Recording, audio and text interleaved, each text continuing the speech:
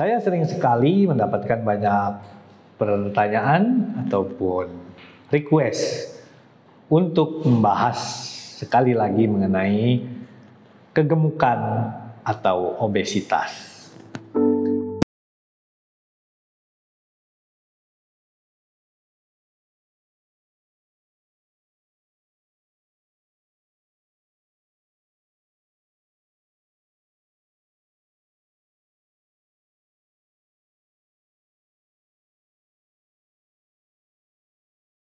Assalamualaikum warahmatullahi wabarakatuh.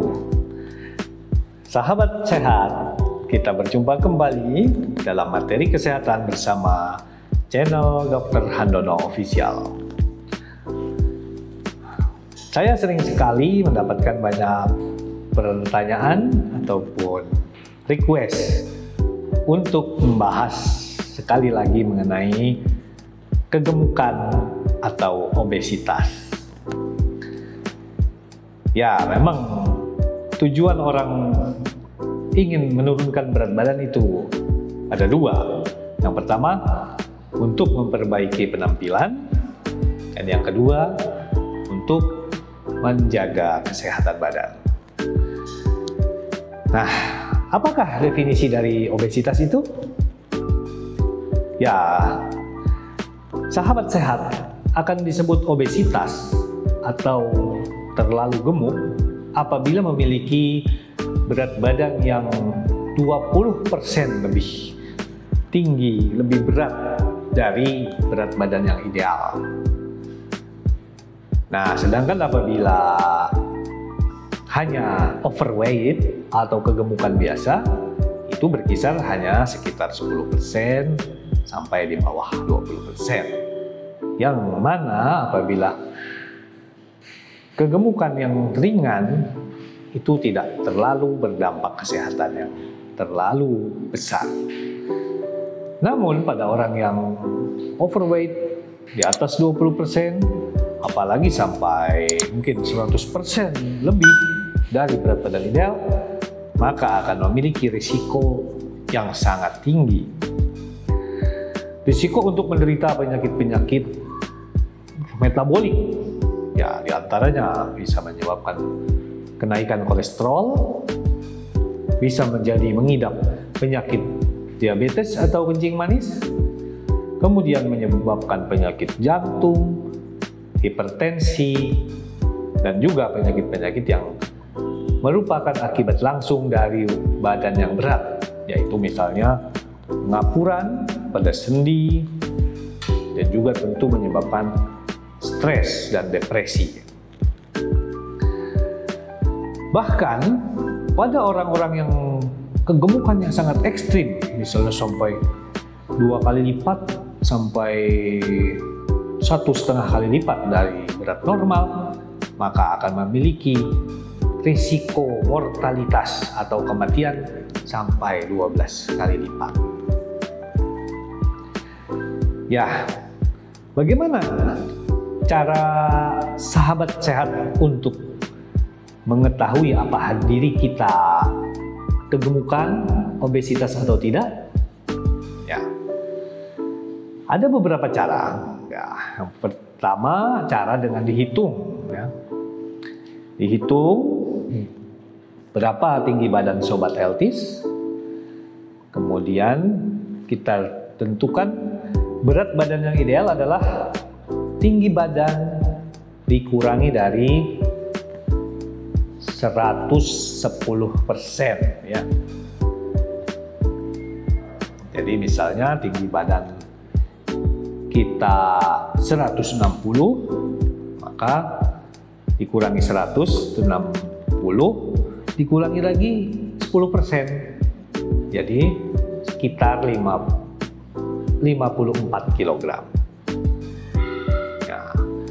Atau cara yang kedua yang juga cukup rumit, yaitu dengan menggunakan indeks massa tubuh atau BMI.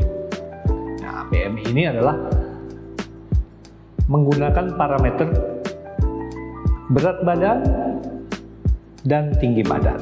Nah, ini kita menggunakan kalkulator sehingga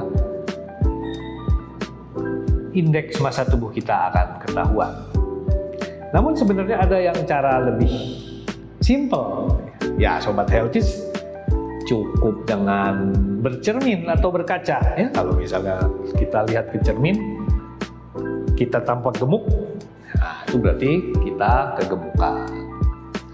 Atau yang kedua yang lebih gampang, yaitu dengan tes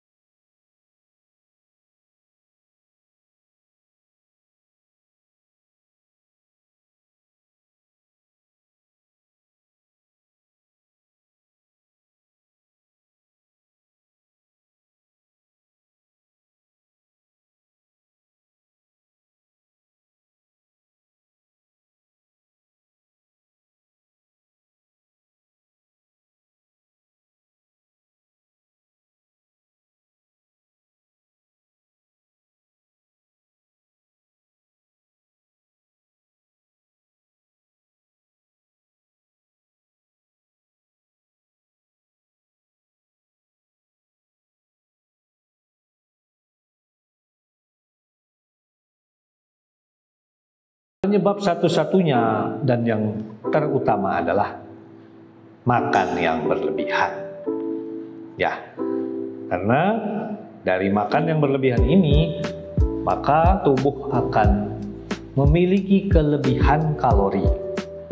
Kelebihan kalori tersebut nantinya akan disimpan dalam bentuk cadangan energi, baik di otot, kemudian di lemak, dan juga di dalam liver kita, agar bisa digunakan sewaktu-waktu apabila dibutuhkan.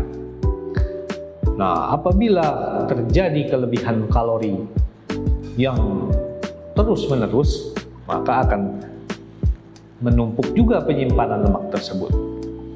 Sebagai contoh, apabila kita makan 2 butir biskuit atau 1 potong coklat setiap hari, itu hanya mengandung sekitar 100 kalori.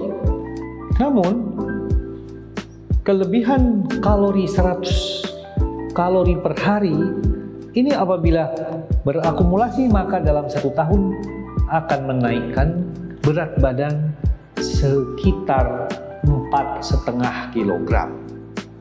Nah, itu kalau cuma biskuit 2. Bagaimana kalau setiap hari kita konsumsi bakso, kemudian minuman soft drink, makanan cemilan, dan sebagainya. Ya, jadi bisa kita bayangkan penyebab utama adalah adanya makan yang berlebihan yang tidak disertai dengan penggunaan kalori yang seimbang. Mungkin sobat juga bertanya, apakah faktor-faktor lain berpengaruh? Ya, tentu ada ya faktor keturunan.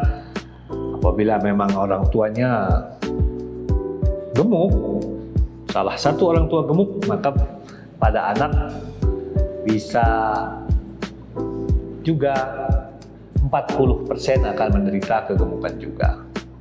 Bahkan apabila 2 orang tuanya gemuk, maka akan berisiko untuk keturunannya 80% yang akan gemuk. Nah, namun itu semua tentu tetap tidak akan terjadi apabila kita menyeimbangkan antara asupan kalori dengan pembuangan dan pembakaran kalori. Kemudian faktor yang lain ya pasti untuk zaman sekarang ini ada kemajuan teknologi sehingga setiap aktivitas kita menjadi ringan dan mudah. Seperti kita dulu kalau mau mandi harus menimba air dulu, harus memompa ya, itu satu ember aja berapa kali gerakan. Nah, namun sekarang untuk mandi tinggal pencet tombol pompa air. Ingin mengganti channel TV, kita tinggal pencet remote. Akan pergi ke warung, akan pergi ke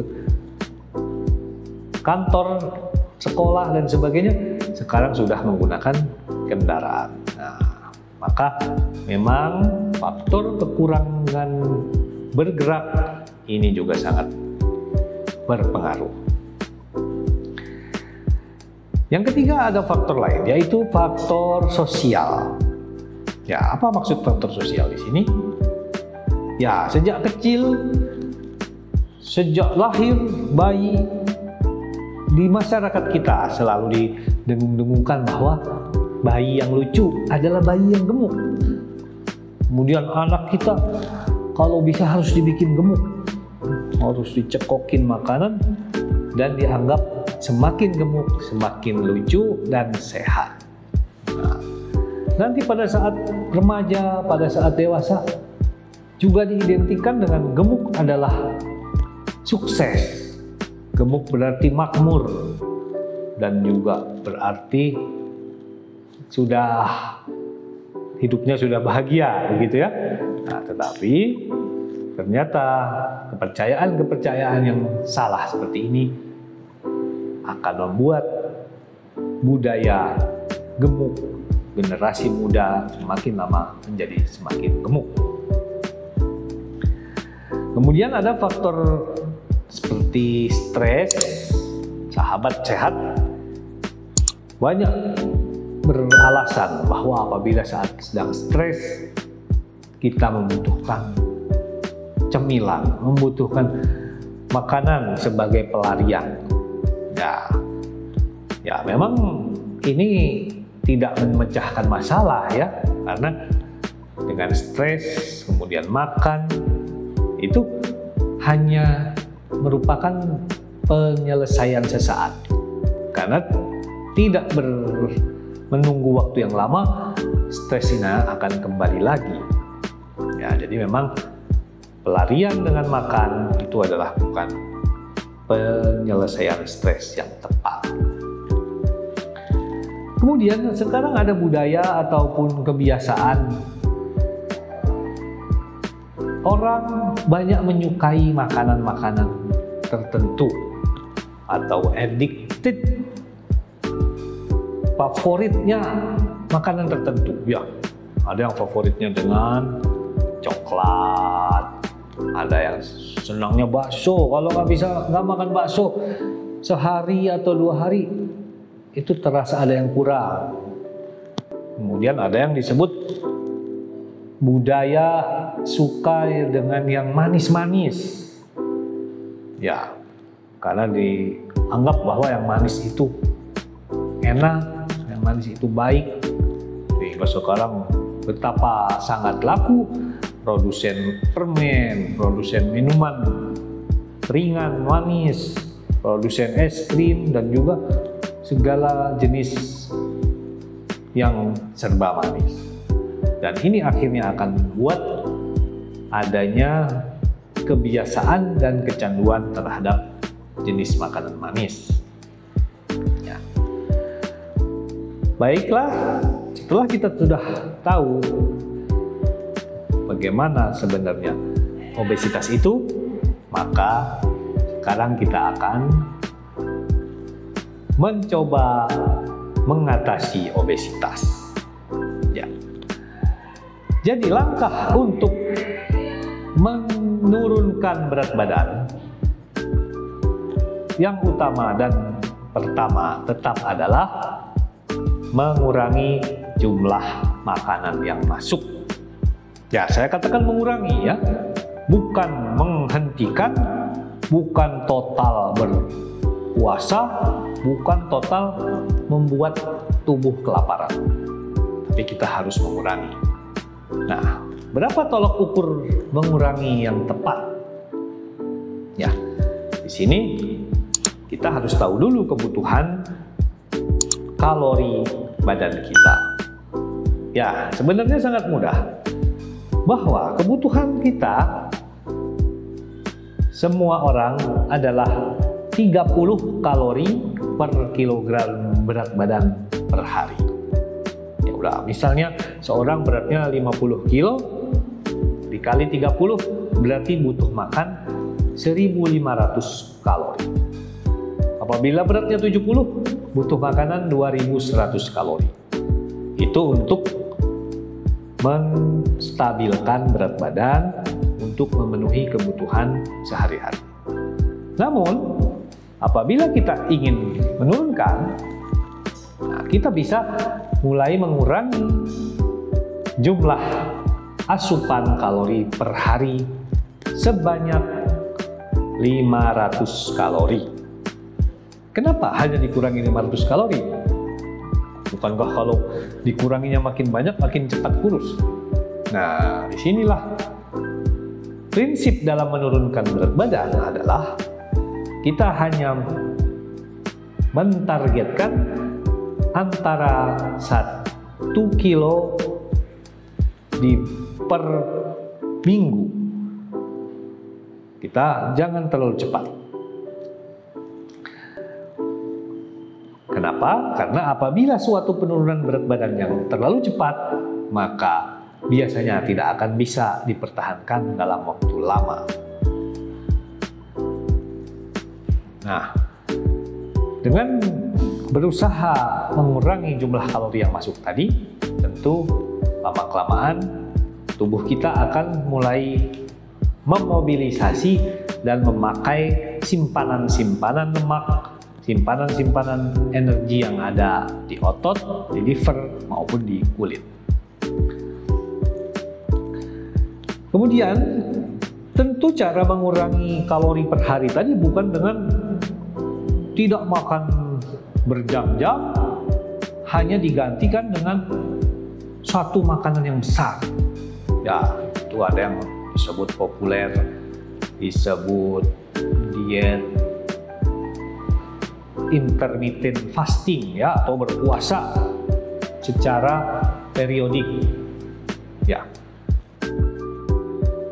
apabila kita berpuasa, memang kalori yang masuk itu adalah 0. Namun, tentu tubuh kita akan kekurangan berbagai jenis nutrisi. Sedangkan kita membutuhkan nutrisi, vitamin, mineral, dan sebagainya dalam tiap menit fungsi tubuh kita. Apabila kita misalnya seharian tidak makan, nanti hanya makan 1 kali dengan jumlah yang besar, maka hal itu tidak memiliki nilai positif. Karena tetap pada saat kita makan besar 1 kali tadi, maka tubuh akan mengalami kelebihan masukan kalori. Dan tentu kalori yang masuk tadi pada saat makan besar tadi, maka akan disimpan ke dalam lemak, ke dalam kulit, dan ke dalam jaringan organ dalam. Jadi yang terbaik adalah tetap makan 3 kali sehari dengan jumlah yang dikurangi lebih kurang hanya 3/4 dari yang biasa kita makan. Kemudian ada juga yang diet dengan jalan tidak makan besar, namun hanya dengan camilan atau jajanan dan snack. Nah, ini pun perlu disikapi dengan cerdas, karena dengan jajanan, camilan, maka kebutuhan nutrisi yang baik, kebutuhan makanan yang penting untuk tubuh tidak akan terpenuhi dari jajanan. Sebaliknya, kebanyakan jajanan adalah mengandung jumlah kalori yang tinggi namun tidak mengenyangkan. Ya, seperti misalnya minuman soft drink kekinian itu adalah mengandung kalori, fruktosa, gula yang sangat mudah menjadikan kegemukan. Kemudian mungkin makanan gorengan, kemudian permen, mie, bakso, dan makanan-makanan jajanan tadi hanya akan membuat otak kita merasa belum makan, belum puas menghilangkan lapar, namun jadi akan terkondisi untuk selalu mengemil makanan-makanan kecil yang akhirnya akan masuk jumlah kalori yang melebihi kebutuhan tubuh. Kemudian apabila kita ada yang diet, tidak makan karbohidrat, hanya makannya protein saja misalnya.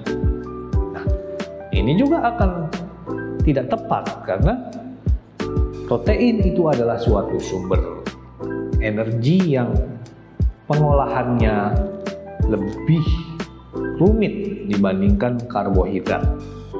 Sehingga tubuh kita dalam memakan makanan yang hanya mengandung protein, maka tubuh kita tetap akan lemas dan akibatnya akan merasa masih harus makan dan makan terus. Kemudian resiko dari diet yang tidak seimbang, misalnya hanya mengandung protein saja, tidak mengandung karbohidrat, maka akan banyak terjadi komplikasi yang rawan dan berbahaya. Misalnya bisa terjadi ketosis, ya. Ketosis itu di saat tubuh kita merasa kelaparan, maka akan memecah jumlah massa otot kita untuk menjadi energi, akibatnya akan terjadi ketosis. Itu adalah suatu gangguan metabolisme yang berbahaya di mana pasien bisa tidak sadar, bisa terjadi gangguan ginjal, bisa terjadi gangguan elektrolit. Kemudian ada juga yang melakukan diet hanya buah-buahan, hanya sayuran. Nah, banyak risiko-risiko di mana tubuh akan terjadi malnutrisi. Bisa terjadi seperti penyakit beri-beri, penyakit diare, kemudian anemia. Ya, jadi secara singkat, tetap untuk Sobat Healthies, cukup mengurangi makanan per hari sebanyak 500 kalori dari kebutuhan sahabat semua. Nah, apalagi triknya, kiatnya untuk bisa membuat nafsu makan kita tidak berlebihan. Ya, diantaranya dikurang setengah jam sebelum makan, kita bisa olahraga ringan, karena dengan olahraga ringan itu terus membuat tubuh kita akan berusaha menghasilkan kalori dari lemak dan otot, sehingga pada saat waktu kita makan, maka tubuh dan juga nafsu makan kita akan tidak terlalu besar. Kemudian jangan lupa cukup minuman air putih yang banyak, dan ingat, minuman selain air putih tidak pernah dibutuhkan oleh tubuh kita. Ya, karena minuman yang mengandung gula, mengandung kalori, mengandung lemak, itu semua sebenarnya adalah akan bisa digolongkan sebagai makanan. Lalu ada juga yang menanyakan, apakah ada obatan yang bisa menurunkan berat badan? Ya, ini memang sangat sering sekali. Ya, obat-obatan kebanyakan adalah obat yang sudah ditarik dari peredaran, ya. Dulu pernah ada obat seperti penurun nafsu makan yang bernama Sibutramine, ada yang bernama Pentermin. Ya, itu semua obat yang berisiko tinggi dan tidak boleh dikonsumsi dalam waktu panjang. Di antaranya memiliki efek terhadap jantung, memiliki efek kecanduan, dan juga bisa mengganggu kepada pola tidur. Kemudian ada obat-obat yang sering disalahgunakan seperti obat pencahar, obat yang membuat buang air besar menjadi sering, bahkan sampai diare. Nah, ini ada yang berupa obat, ada yang berupa suplemen ya. Nah, risiko dari menggunakan suplemen penguras perut atau pelancar buang air besar, sedangkan sebenarnya sahabat sehat tidak memiliki masalah dalam buang air besar, maka akan terjadi keluarnya nutrisi-nutrisi yang penting bagi tubuh, mengakibatkan adanya kekurangan vitamin, kekurangan elektrolit, dan bisa menyebabkan juga dehidrasi. Jadi sahabat sehat, itu sesuatu yang salah apabila menggunakan obat pencahar pelancar buang air besar. Kemudian ada juga yang menggunakan semacam sabu yang katanya mengandung magnet, mengandung pemanas, sinar batu giok ya. Ya, itu sebenarnya apabila dipakai dengan kencang itu akan seperti memeras dan menghilangkan cairan dari kulit sekitar perut saja. Namun apabila sudah tidak digunakan, maka cairan itu akan kembali lagi ada di situ. Dan risikonya juga bisa mengakibatkan yang keringat, bisa menyebabkan gangguan napas karena penggunaan yang terlalu kencang. Jadi secara umum tidak ada obat tertentu yang bisa digunakan untuk menurunkan berat badan. Lebih baik kita memperkuat tekad kita untuk mengurangi nafsu makan, untuk memperbanyak gerak kalori agar bisa membakar lemak, dan yang ketiga, kita harus menstabilkan emosi kita agar tidak lupa diri memakan makanan yang berlebihan di saat kita stres. Baiklah, sahabat sehat, untuk materi mengenai kegemukan ini, sebagai pendahuluan, saya cukupkan sampai di sini. Semoga sahabat bisa turun 10 kilo dalam 3 bulan ke depan. Semangat! Assalamualaikum warahmatullahi wabarakatuh.